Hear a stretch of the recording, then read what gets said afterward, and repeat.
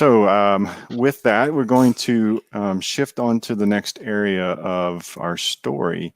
And there's a little bit of a two-part story here. And you'll see as Josh Epstein is connecting in. So, we talked earlier, if you think back to the Chase story as Doug was describing, obviously the email was sort of that first vector that came in. So we'll have Josh talk a little bit about how email can protect that, but then we're going to make some assumptions, right? So what we saw in Doug's video and the hack was that there was the ability to get inside. So what happens in that event, right? Is the threat actor kind of sitting silent and gathering information? Are they traversing around and kind of mapping out the network? So we'll talk a little insider threat there. So Josh, welcome. Thank you for being here. I'll let you give an introduction and take it away. Sure thing. Thanks, Johnny. Sound okay? Yeah, sound good. Right, look good. Perfect. Thanks, everyone. Thanks to the full Alchemy team for having me here today. My name is Josh Epstein. I run marketing for the Insider Threat Management Group at Proofpoint. I joined Proofpoint through the acquisition of a company called Observeit. Observeit was an Israeli-founded, Boston-based company solely focused on insider threat management, really the first company to form exclusively focused on insider threat management. We were acquired in the last part of 2019 and now part of Proofpoint. And really provided an interesting complement. As Johnny said, obviously Proofpoint's got a phenomenal amount of experience in email protection. Over the years, they've been adding very strategic complementary platforms around information protection, around security awareness training, around archiving and compliance. And this insider threat management platform that Observeit brings to the table, it does a couple things. One, it kind of gives real visibility at the endpoint level as to what's happening, as well as provides really a paradigm for thinking about managing insider threat that can make use of lots of different information, whether it's from the endpoint or from email or from cloud. So really is a nice complement to Proofpoint's broader people-centric approach to security. So I wanted to just spend a few minutes talking to you about our perspective, and obviously we'd love to continue the conversation in more detail as it makes sense. So first off, just to give you a sense for how we think about the world, and the other presenters here have talked about variants of this.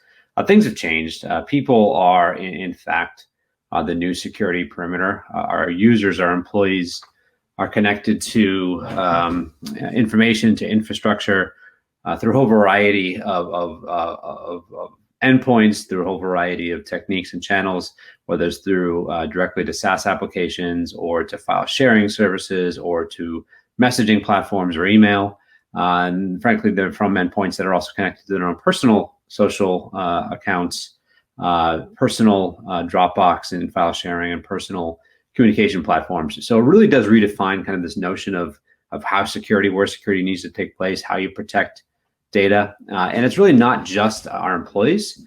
It really is the full spectrum of authorized users and really anyone with a established relationship with your organization. So whether it's a supply chain partner, suppliers, third-party contractors, even your customers, in some respect, are part of this new security perimeter. And then if you step back and just visualize the challenge of protecting information, this new perimeter really sets up this very ragged, fragmented information edge where you have sensitive data, sensitive information, some of it regulated, some of it, much of it extremely valuable, really floating around in this space, protected, but very ragged information edge, very difficult to really control. And so taking this people-centric approach is really where Proofpoint has differentiated from the broader, more traditional approaches of managing information protection. So insider threats. We'll talk insider threats since that's my background, and that's what Proofpoint ITM is all about. Insider threats are a unique and highly complex threat vector, very different from other security categories that you might typically think about. Verizon estimates that 30% of all breaches involve some involvement of an internal threat actor. We've done our own research with the Ponemon Institute on the cost of insider threats and seen that upwards of $11 million per year is spent by the average organization managing insider threats. It's very complicated to resolve. So over 70 days, 77 days, the average time to resolve an insider incident, and really increasingly frequent. So over 60% of organizations experience 2+ month. So if you think about the resources and the platforms and the processes needed to manage this, they need to be able to scale. To make it all the more complicated, this is not just about malicious users. Our research has shown that the classic malicious insider, whether they're operating out of revenge or just instability or they want to steal information, is only about 14% of all incidents that we studied. More common is the compromised user, right? So someone that's being socially engineered from someone outside. They maybe clicked on a phishing link. For whatever reason, this insider is now not operating within policy, is potentially exposing the organization to theft or breach. And that's about 23% of all incidents. The most common now is negligence. Really, by far, actually, 62% of all incidents have been by negligence. These are individuals that are, not intending to cause harm, but are perhaps taking shortcuts, whether maybe a USB, maybe with a personal file sharing service, maybe with using a different messaging platform to transfer information. But this puts the organization at risk and ends up resulting in data breaches, which can be very expensive and very detrimental to the organization. So just to give a little more, make this a little more real and talk about some incidents you may or may not have heard of, and sort of explore the spectrum of insider threats that we deal with at Proofpoint. We're going to talk through 3 of the biggest and baddest insider breaches of the last year. And we actually have an ebook on proofpoint.com where it goes through the top 10. But these are 3 that I picked for this discussion that sort of give a sense for the spectrum of breaches that we deal with. This first one is another cybersecurity company, CyberReason. Great company, actually Israeli founded, based in Boston. They were across the hall from Observit in Boston when we used to be in the office. But in this case, a former product manager or product management executive left the organization to go to a competitor. And this is all very public information. It was very public, all too public. And they walked out the door with a bunch of product plans and proprietary information on a USB stick. Now, over time, the situation came to the attention of the CyberReason team. This resulted in a very long, protracted, and very public litigation. And so there are a few things that we can learn from this. One, it's really easy in many companies just to walk out the door with information, whether it's on a personal Dropbox account or in a USB stick. So really thinking carefully about what information needs to be protected, needs to be guarded, what processes need to be in place, how to monitor individuals with access to that information is key. But probably even more important here is how expensive and how public these kind of breaches can be. And so insider threat management processes and technology, they don't just, they certainly try to attempt to stop breaches before they happen, but even more important, they try to make it far more efficient to resolve these. So if an incident is suspected, whether it's detected on an alert or it's just offline, someone gets wind of a potential breach, the ability to go very quickly understand the activities of individuals, the kind of data they were interacting with, and really very quickly be able to pull together a story that can, 1, be used to make a decision, did something happen or did not, and 2, be able to actually create evidence that hopefully never gets to a litigation, which is extraordinarily expensive, but can use just to confront the employee or former employee in this case and try to resolve it. And more often than not, just having solid evidence is the ability to actually close these cases very quickly. And so that's really the role of insider threat management platforms, is just to really streamline this incident response process, as well as give visibility to hopefully catch incidents before they happen. So a good classic example of theft of IP. Second example is a pretty high profile case that I bet everyone here knows something about, the Twitter hack.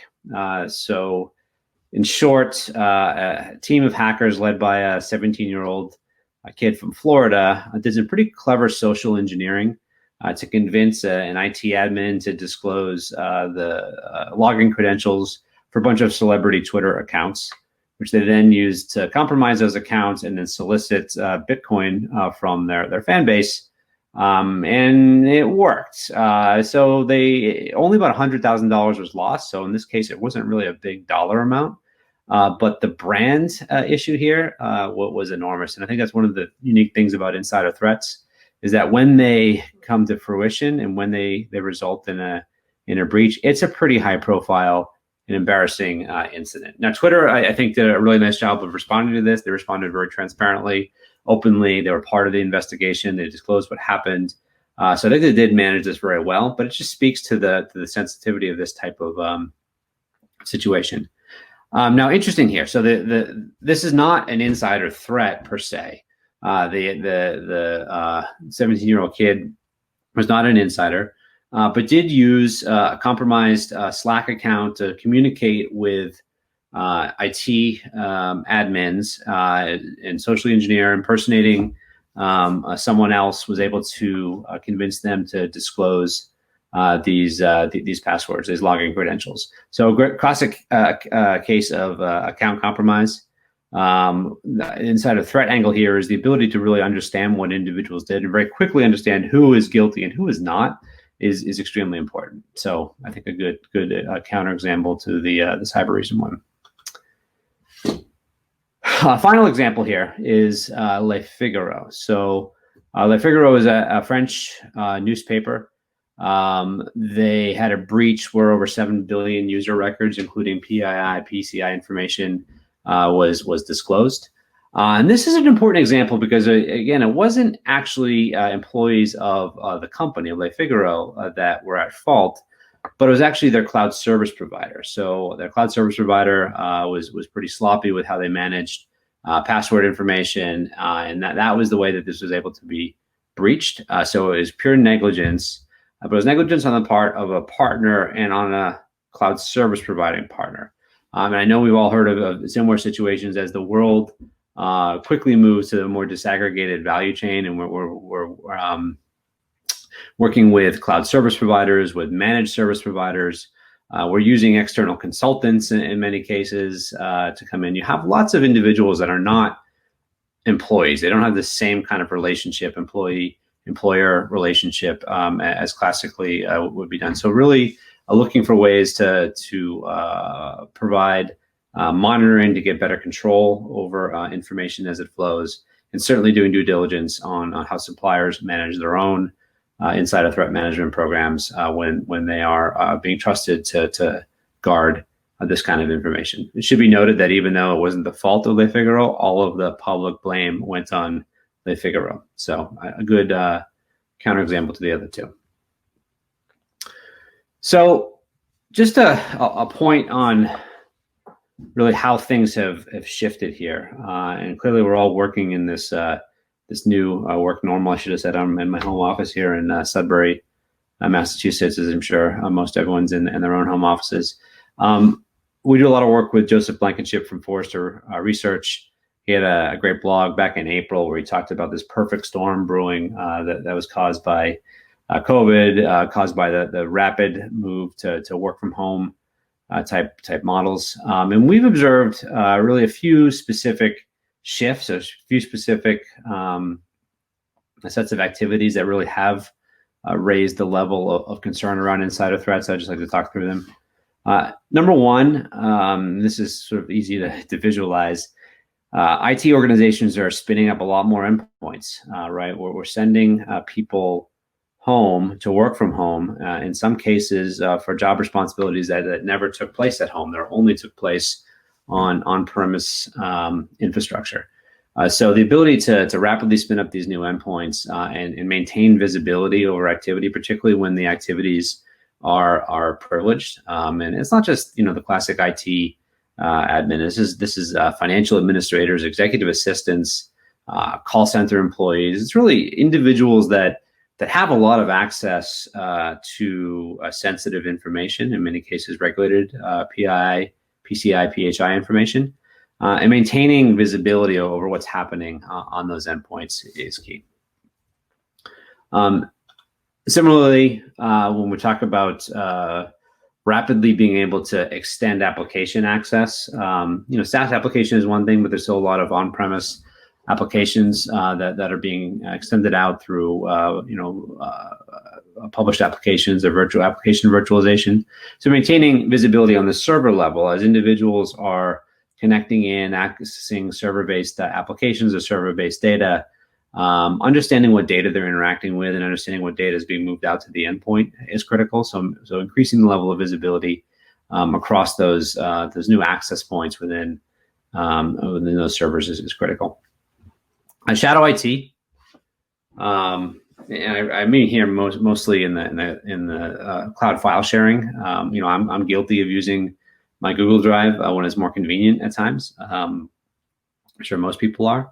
Lots of different situations where people working from home become tempted to use their own personal file sharing, their own messaging platforms to communicate with other coworkers or sometimes other partners or other individuals.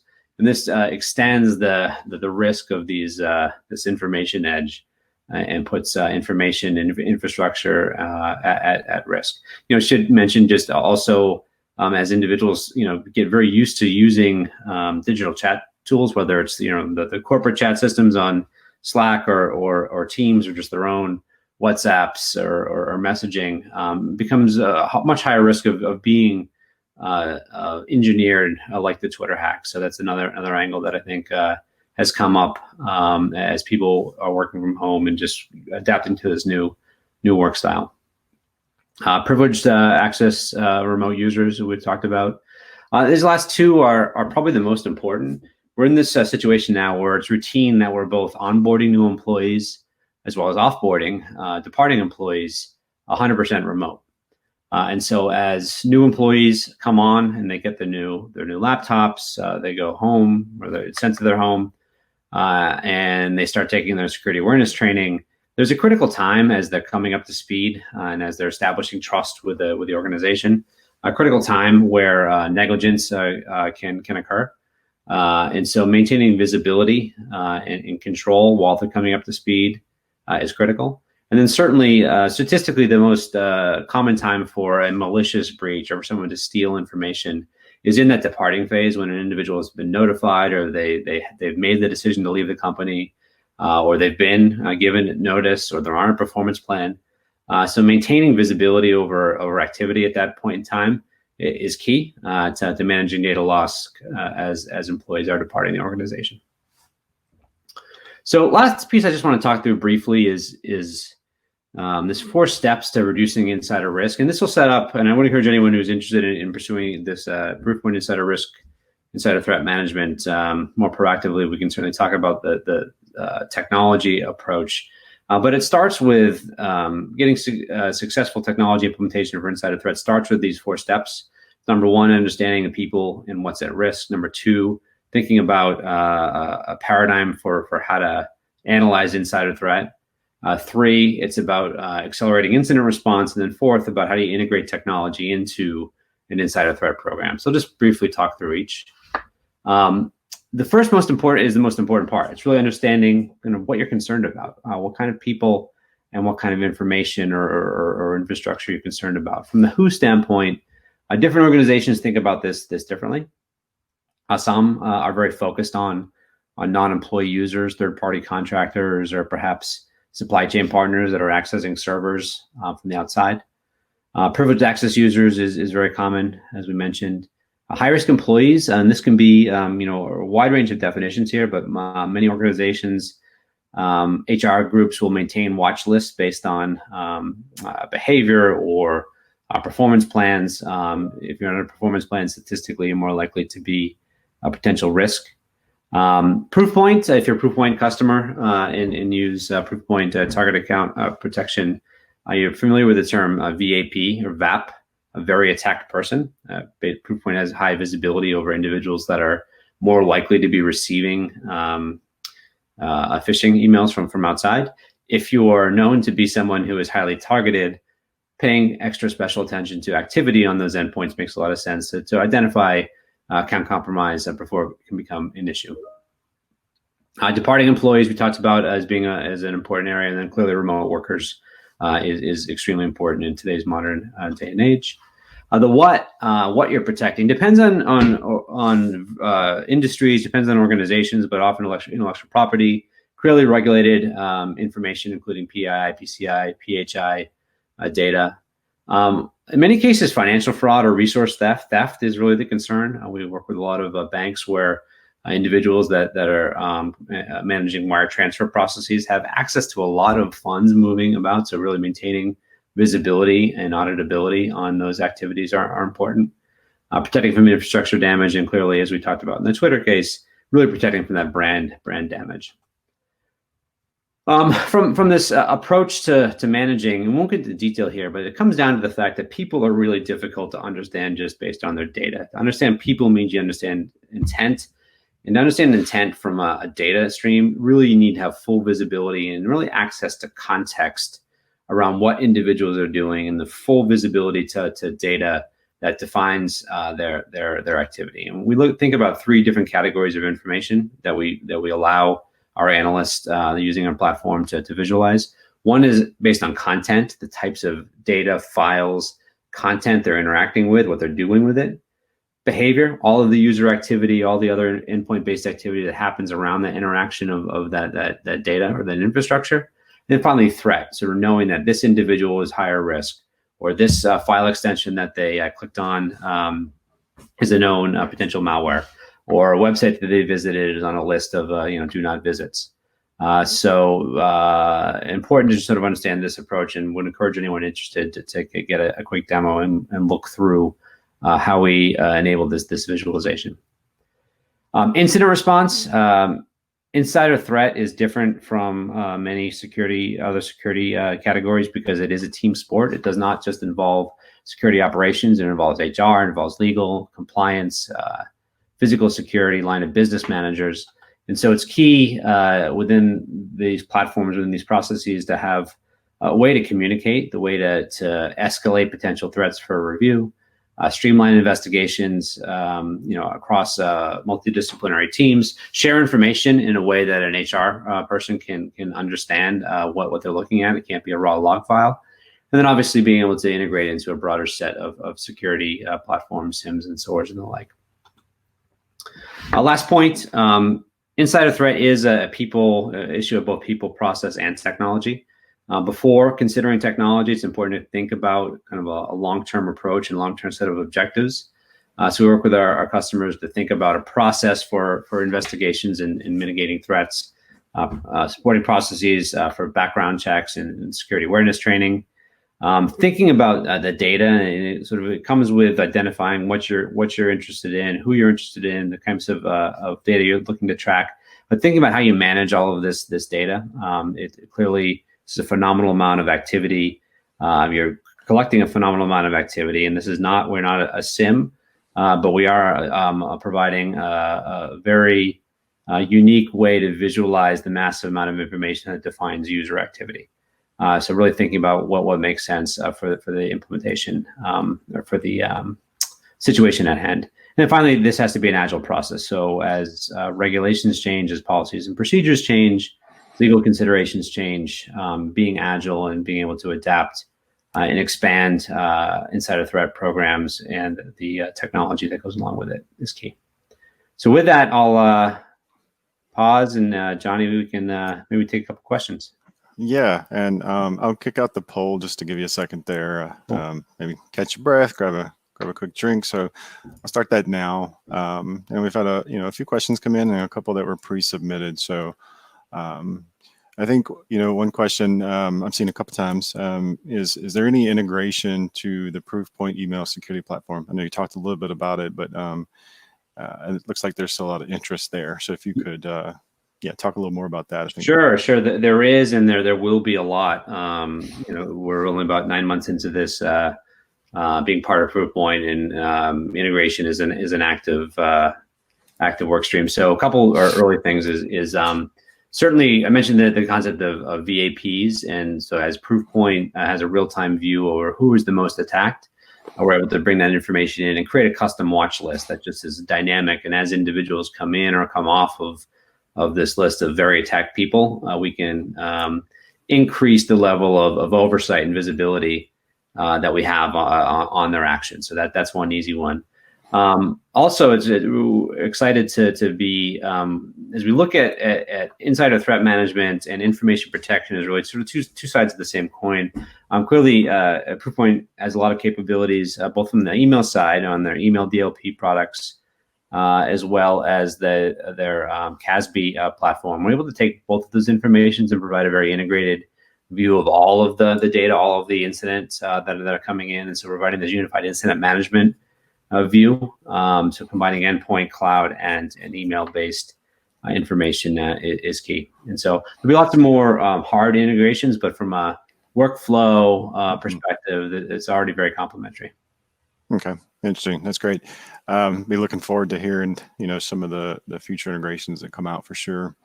Another question that came in, how does the Proofpoint Insider Threat Management compete with other tools like data loss prevention tools? Yeah, so commonly it comes up. So insider threat really grew out of the sort of gap that was between traditional user activity monitoring platforms and data loss prevention platforms, and really borrows really the best of both, provide both an integrated view of user activity, but also the ability to really focus on information interaction. Clearly, the number one concern of data breaches is data exfiltration, stealing intellectual property, protecting PI information. So insider threat does pull a lot of the capabilities of data loss prevention. It's not does not attempt to do deep content scanning, does not attempt to do hard blocking, but it really does take a detection and response approach, both identifying risky user behavior around a file interaction and providing a lot of utilities to very quickly monitor, identify issues, and implement fixes or investigations or whatever makes sense for the situation. Interesting. No, I appreciate that answer. And I just cleared queue. I want to make sure we didn't have any other questions that I missed. I didn't see anything. So Josh, look, really appreciate you taking us through that. I know there was multiple questions around the same thing with that integration. So I know a lot of people are looking forward to what the future may bring with you guys, merging in with the greater Proofpoint family. So thank you very much. So my visual prompt, we've got a $500 gift card to